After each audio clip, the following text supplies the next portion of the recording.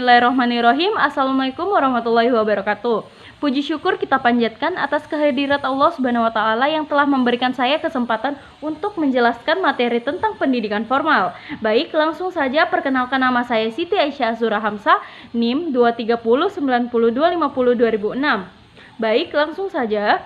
Pendidikan formal. Pendidikan formal adalah jalur pendidikan yang terstruktur dan berjenjang yang melibatkan institusi seperti sekolah dan perguruan tinggi. Pendidikan formal diperoleh melalui proses pembelajaran yang sistematis, teratur, dan mengikuti kurikulum yang telah ditetapkan. Pendidikan formal merupakan salah satu jalur pendidikan yang penting dalam sistem pendidikan nasional. Meskipun ada jalur pendidikan non-formal dan informal, pendidikan formal memiliki peran khusus dalam memberikan pendidikan yang terstruktur dan mendalam kepada siswa. Baik, di sini ada beberapa poin penting tentang pendidikan formal. Yang pertama yaitu terdiri dari jenjang pendidikan. Pendidikan formal terdiri dari beberapa jenjang, yaitu pendidikan anak usia dini, pendidikan sekolah dasar, pendidikan sekolah menengah, dan pendidikan menengah atas. Nah, setiap jenjang memiliki kurikulum dan tujuan pendidikan yang berbeda.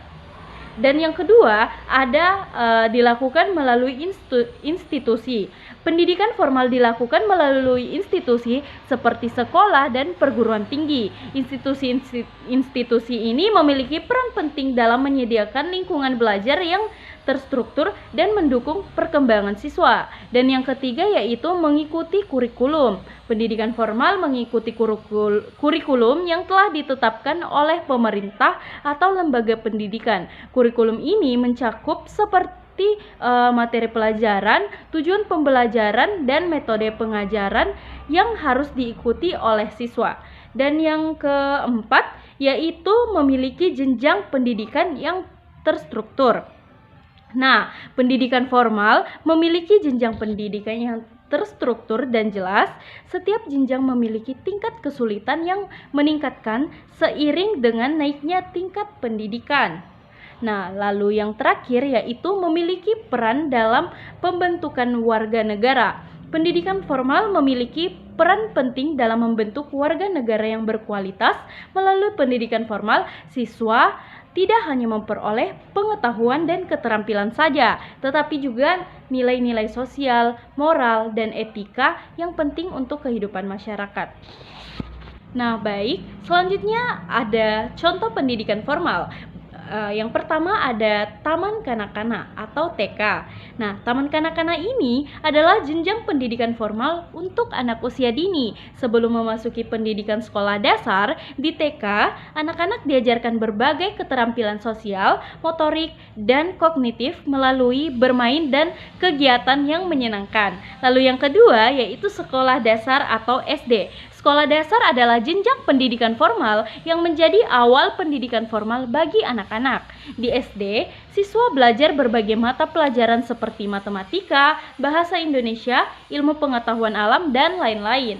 Nah, tujuan utama SD adalah memberikan dasar-dasar pengetahuan dan keterampilan kepada siswa. Lalu yang ketiga ada sekolah menengah pertama atau biasa kita sebut SMP. Nah, SMP ini adalah jenjang pendidikan formal setelah SD. Nah, di SMP, siswa belajar mata pelajaran yang lebih mendalam dan kompleks. Nah, tujuan SMP adalah mempersiapkan siswa untuk melanjutkan pendidikan ke jenjang yang lebih tinggi dan mengembangkan kemampuan akademik dan sosial mereka. Lalu yang keempat, ada sekolah menengah atas atau SMA. Nah, di SMA ini adalah jenjang pendidikan formal yang menjadi persiapan siswa untuk melanjutkan ke perguruan tinggi atau dunia kerja. Di SMA juga, siswa mempelajari mata pelajaran yang lebih spesifik. Nah, spesifik sesuai dengan minat dan bakat mereka. Nah, tujuan SMA adalah memberikan pengetahuan yang lebih mendalam dan mempersiapkan siswa untuk masa depan mereka. Lalu yang terakhir yaitu perguruan tinggi atau PT. Nah, perguruan tinggi adalah jenjang pendidikan formal setelah SMA yang memberikan pendidikan tingkat lanjut dalam berbagai disiplin ilmu di perguruan tinggi. Siswa dapat memilih program studi yang sesuai dengan minat dan bakat mereka. Tujuan perguruan tinggi adalah menghasilkan lulusan yang memiliki pengetahuan dan keterampilan yang mendalam dalam bidang studi mereka. Nah, pendidikan formal melalui lembaga-lembaga tersebut memiliki kurikulum yang terstruktur, persyaratan tertentu bagi peserta didik, dan materi pembelajaran yang bersifat akademis. Proses pendidikan formal juga berlangsung dalam jangka waktu yang cukup lama dan melibatkan tenaga pengajar yang memenuhi klasifikasi tertentu. Fungsi di dalam pendidikan formal, yaitu pendidikan secara umum memiliki fungsi sebagai wadah untuk membentuk pribadi yang memiliki kedewasaan dalam berpikir. Nah, berikut beberapa fungsi dari pendidikan formal. Yang pertama yaitu melatih kemampuan akademis. Nah, di sini ada banyak kemampuan akademis yang akan dilatih dalam pendidikan formal. Di antaranya ada kemampuan berpikir logis, menganalisis, menghafal, memecahkan masalah, dan lain sebagainya. Nah, seseorang yang memiliki kemampuan akademis yang baik umumnya mampu memecahkan masalah dengan langkah cepat. Lalu yang kedua, yaitu melatih tanggung jawab dan disiplin. Nah, jalur pendidikan formal umumnya mengharuskan anak Anda sebagai peserta didik untuk memenuhi peraturan dan ketentuan yang berlaku. Misalnya, siswa diharuskan tiba di sekolah paling lambat jam 7.00 waktu Indonesia Tengah. Nah, peraturan tersebut secara tidak langsung dapat melatih kedisiplinan. Lalu yang ketiga yaitu mengembangkan diri dan kreativitas. Nah, dalam pendidikan formal biasanya ada program ekstrakurikuler. Nah, di dalam ekstrakurikuler ini atau unit kegiatan tambahan di luar jam pelajaran, program tersebut dibuat oleh lembaga pendidikan sebagai sarana untuk mengembangkan diri dan kreativitas. Lalu yang keempat yaitu membangun jiwa sosial. Nah, pendidikan formal juga dapat membantu membangun jiwa sosial seseorang di mana para siswa diharuskan untuk berinteraksi dengan teman maupun tenaga pengajar. Nah, interaksi sosial inilah yang nantinya dapat memperluas hubungan sosial di masa yang akan mendatang. Lalu yang kelima yaitu membentuk jati diri. Nah, salah satu aspek penting yang dibutuhkan oleh seseorang dalam menjalani kehidupan masyarakat adalah jati diri. Seseorang yang memiliki pendidikan formal akan dengan mudah menemukan jati dirinya karena pola pikirnya terlatih dengan baik.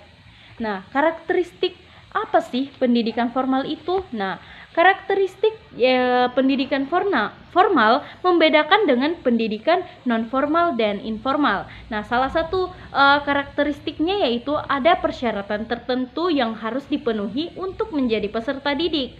Lalu yang kedua, memiliki kurikulum yang jelas. Yang ketiga, materi yang diajarkan bersifat akademis.